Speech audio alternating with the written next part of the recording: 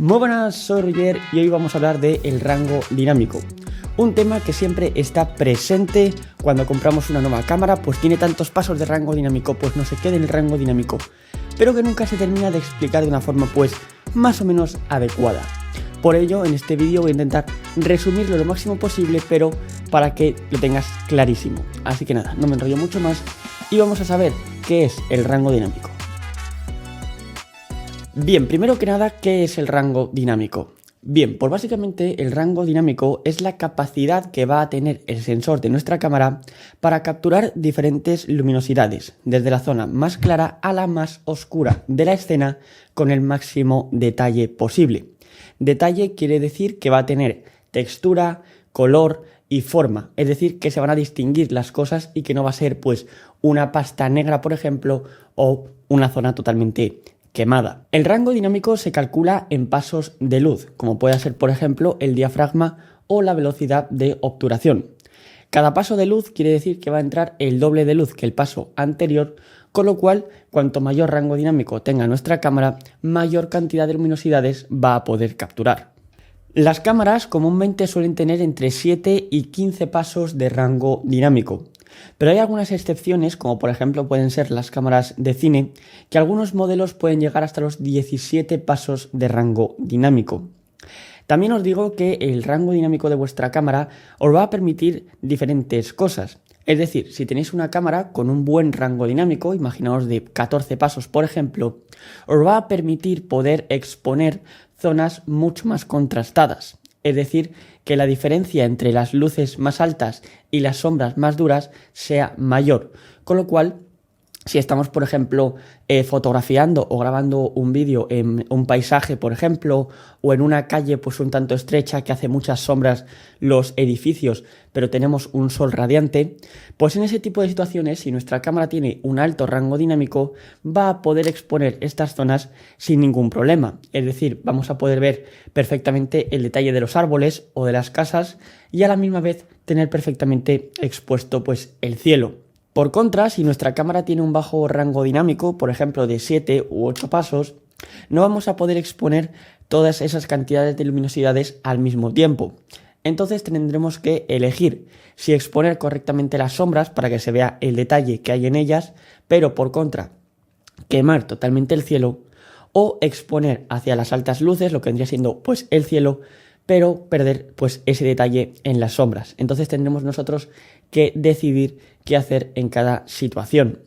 También os digo que para saber el rango dinámico de vuestra cámara es muy fácil, ya que solamente tenéis que meteros en Google y poner Dynamic Range, rango dinámico en inglés, y básicamente poner el modelo de vuestra cámara y ahí seguramente os saldrá qué cantidad de pasos de rango dinámico tiene vuestra cámara.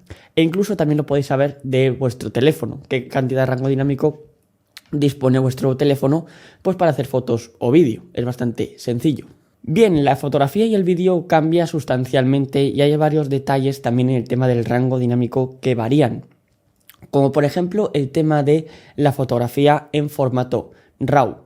Si conocéis ya un poco de fotografía, sabéis que el formato RAW es un formato sin compresión ninguna. Esto quiere decir que lo que vendría siendo el sensor nos va a dar toda su información, incluida la de rango dinámico. Es decir, que si tenemos un sensor con 10 pasos de rango dinámico, 12 pasos de rango dinámico, nos los va a entregar en su totalidad. Y esto básicamente nos va a permitir, pues después en edición, pues recuperar sombras o altas luces que parezcan sobreexpuestas o zonas subexpuestas, pero que realmente esa información existe y pues no van a generar pues artefactos o ruido digital y demás cuando intentemos subir, por ejemplo, las sombras, porque esa información está ahí, con lo cual es bastante importante. Así que yo recomiendo que siempre que hagáis foto, la hagáis en formato RAW. También os digo que por contra, en el formato JPEG, que sé que mucha gente dispara en JPEG, deciros que el rango dinámico se recorta sustancialmente, ya que básicamente el formato JPEG es un formato muy comprimido, ¿de acuerdo? Es decir, la cámara ya ha hecho un procesamiento y ya le ha aplicado unos ajustes en concreto de contraste y saturación, también nitidez, balance de blancos y demás, Y todo esto junto hace que el rango dinámico, pues si nuestra cámara tiene 12 pasos, por ejemplo, disminuya a 8 o 7 pasos de rango dinámico. Esto básicamente se traduce en que vamos a perder muchísimo detalle tanto en lo que vendría siendo la zona de sombras como también en la de altas luces. Y eso va a ser un problema porque después no vamos a poder de ninguna forma corregirlo en postproducción. Una de las técnicas que más se han popularizado en los últimos años es el tema del HDR o High Dynamic Range. Básicamente esto se traduce en un alto rango dinámico y lo que nos va a permitir básicamente es realizar una fotografía o un vídeo también y que básicamente vamos a tener un detalle increíble en sombras y también un detalle increíble en altas luces. Para realizar este HDR hay varias formas, pero en fotografía la más común es la de el bracketing.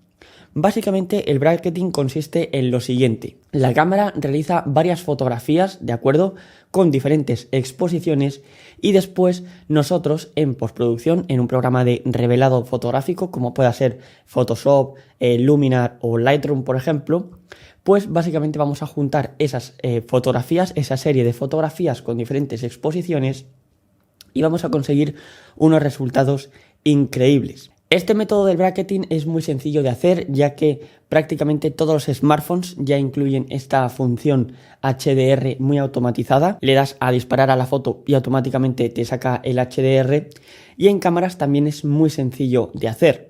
Solamente tenéis que iros a los ajustes de vuestra cámara, ¿de acuerdo? Y buscar la función pues bracketing o bracket o algo así, ¿de acuerdo?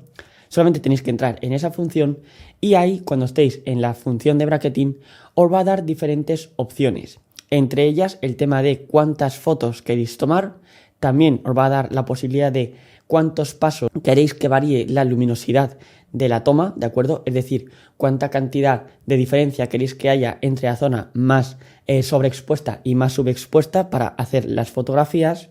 Y para revelar estas fotografías, como os he explicado antes, os lo voy a enseñar en Photoshop, que lo tengo justamente ahí detrás en el ordenador. Así que vamos al lío, que os enseño cómo se hace pues este bracketing de una forma súper sencilla en Photoshop. Bien, pues ya estoy por aquí en Photoshop y ahora os voy a explicar pues cómo importar lo que vendría siendo las fotos que hemos hecho con el modo bracketing y convertirlas en HDR pues en nuestro Photoshop. Bien, es muy sencillo básicamente importar las fotos y acceder al modo HDR. Solo vamos a tener que irnos a donde pone archivo en la parte superior izquierda y básicamente nos vamos a la opción automatizar, ¿de acuerdo? Aquí nos va a aparecer cambiar para HDR Pro. Aquí, si le damos, nos va a aparecer lo que vendría siendo esta ventana donde nos va a permitir básicamente importar lo que vendría siendo pues nuestras fotografías que acabamos de hacer. Le damos a explorar y aquí ya me van a salir las fotografías que se han importado. Ahora le doy al botón de OK y esto pues va a tardar un rato hasta que se me abran todas las fotografías. Dependiendo de vuestro PC, esta operación pues irá más rápido o más lento, así que vamos a esperar. Bien, una vez que ya se han importado todas las fotografías, os va a aparecer esta nueva ventana que veis por aquí, ¿de acuerdo? Aquí abajo tenéis las fotografías que se han importado con las diferentes exposiciones, ¿de acuerdo? Cada una de ellas, y básicamente nos hace una combinación rápida. En esta parte de aquí, en la derecha, ¿de acuerdo? Tenéis el modo de 32 bits o 16 bits. Dependiendo de cuál elijáis, ¿de acuerdo?, os hará pues una forma u otra el HDR. 32 bits, ¿de acuerdo? Porque esto os va a permitir después acceder a lo que vendría siendo pues el Camera Raw para revelar la fotografía. Entonces, una vez que tenéis esto tal que así, solamente tenéis que darle aquí abajo donde pone tono en ACR, ¿de acuerdo? Y le dais, y aquí básicamente tendríamos ya la foto para poder revelarla y básicamente, pues por ejemplo, bajar las luminosidades, ¿de acuerdo? Para ganar ese detalle en las altas luces. Luego también podemos subir las sombras para ganar ese detalle. Y como veis, no genera absolutamente nada de ruido porque básicamente es una combinación de estas fotos pues para tener este detalle. Y así de simple es como se crean los archivos en HDR. Muy sencillo. Bien, pasemos con el tema del vídeo. Por desgracia, en el tema de vídeo, no todas las cámaras incorporan un formato RAW, como por ejemplo si ocurre en fotografía, ya que este formato está destinado a cámaras muy profesionales o casi siempre de cine, como pueda ser por ejemplo la Blackmagic Pocket Cinema cámara 4K, que es una cámara pues de cine relativamente barata y que incluye este formato. Por ello, las cámaras tienen que utilizar otro tipo de técnicas para sacar el máximo potencial al rango dinámico, y esto se hace utilizando los diferentes perfiles de imagen que nos permite nuestra cámara. Empecemos primero con el perfil de imagen estándar. Este perfil de imagen se le denomina perfil de imagen lineal. Para explicaroslo de una forma muy sencilla, para que lo entendáis muy rápido, básicamente quiere decir que la imagen ya está muy procesada, es decir, es como si fuera un JPG. Es decir, la cámara ya aplica unos ajustes predeterminados a lo que vendría siendo nuestra imagen. Y esto se traduce en que vamos a perder rango dinámico. Al igual que ocurre en fotografía, con el JPG, pasamos de tener un rango dinámico pues, de 10, 12 o 14 pasos, por ejemplo, a tener un rango dinámico mucho menor de 7 o incluso 6 pasos de rango dinámico en algunos modelos. Esto hace que después, si queremos nosotros modificar algo en postproducción del tema del color para darle nuestro look, pues no vamos a poder, ya que básicamente no vamos a tener esa información en las sombras o en las altas luces, pues para poder corregirlo adecuadamente, y lo que va a ocurrir básicamente es que se van a empezar a generar artefactos y la imagen no va a quedar para nada bien, y eso pues es un problema. Para tener una imagen más profesional y con un mayor rango dinámico, las cámaras incorporan los perfiles de imagen planos y también logarítmicos. Estos perfiles básicamente son totalmente planos, es decir, no tienen contraste ni saturación, y la nitidez la bajan pues notablemente, ¿de acuerdo? De esta forma, pues al no tener tanta nitidez, conseguimos pues un vídeo más orgánico, digamos, más estilo a cámara de cine, por así decirlo. A los perfiles logarítmicos se les conoce también como curva logarítmica. Básicamente esto de curva logarítmica viene porque lo que vendría siendo los perfiles log aplican una curva a las diferentes luminosidades de la escena. Es decir, básicamente lo que hacen es levantar lo que vendría siendo las sombras, ¿de acuerdo? Para ganar un mayor detalle en esa zona. Luego los medios tonos los mantiene parecidos a lo que vendría siendo el perfil estándar, pero un poco más aplanados. Y lo que vendría siendo las altas luces, lo que hace básicamente es aplastarlas, es decir, que no piquen y que no se pierda detalle en esa zona. Básicamente esto sería un resumen rápido de cómo funcionaría el perfil log. También os digo que si queréis saber más de estos perfiles de imagen, os voy a dejar justamente aquí arriba un vídeo en el que lo explico todo mucho más en detalle con el tema de los perfiles. Así que cuando acabéis de ver este vídeo, ir a ver ese. Cada cámara tiene unas cualidades diferentes con el tema de los perfiles logarítmicos. Por ejemplo, en el caso de las cámaras Panasonic, que son las que yo utilizo, el perfil logarítmico es el V-Log-Li. Este perfil lo que hace básicamente es pasar de 7 pasos de rango dinámico que nos da el perfil estándar a 12 pasos aproximadamente de rango dinámico. Es decir, que la diferencia es bastante sustancial en el tema de detalle de la imagen que vamos a ganar. También os digo que estos perfiles, como tienen que ganar un mayor detalle en zonas de sombras y demás, suelen utilizar un ISO mínimo, ¿de acuerdo? Con lo cual, en el caso de Panasonic, utiliza un ISO mínimo de 400, pero sé que en cámara Sony, por ejemplo, en el perfil S-Log3, utiliza un ISO mínimo de 800. Así que esto también tenéis que tenerlo un poco en cuenta, ¿de acuerdo? Bien, y ahora vamos a por el tema del ruido digital, el ISO y también el rango dinámico. Primero que nada debemos entender cómo funciona lo que vendría siendo el ISO de nuestra cámara. Básicamente el ISO es la sensibilidad del sensor a la luz. Es decir, básicamente lo que hace el ISO es amplificar la señal de luz que le está llegando a cada fotosito del sensor individualmente. Es decir, no actúa de igual forma que actuaría, por ejemplo, el diafragma o la velocidad de obturación, que entra luz de forma natural, por así decirlo, según vamos modificando los parámetros. Sino que básicamente esto lo que hace es estirar, por así decirlo, la señal eléctrica que le está llegando al sensor de la cámara. Y esto va a hacer que se genere ruido cuanto mayor ISO utilicemos.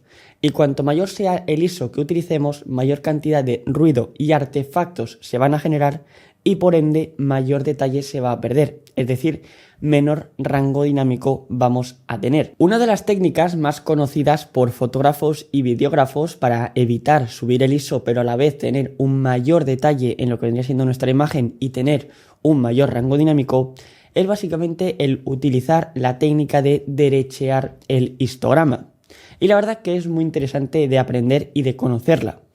Básicamente, ¿en qué consiste esta técnica de derechear el histograma?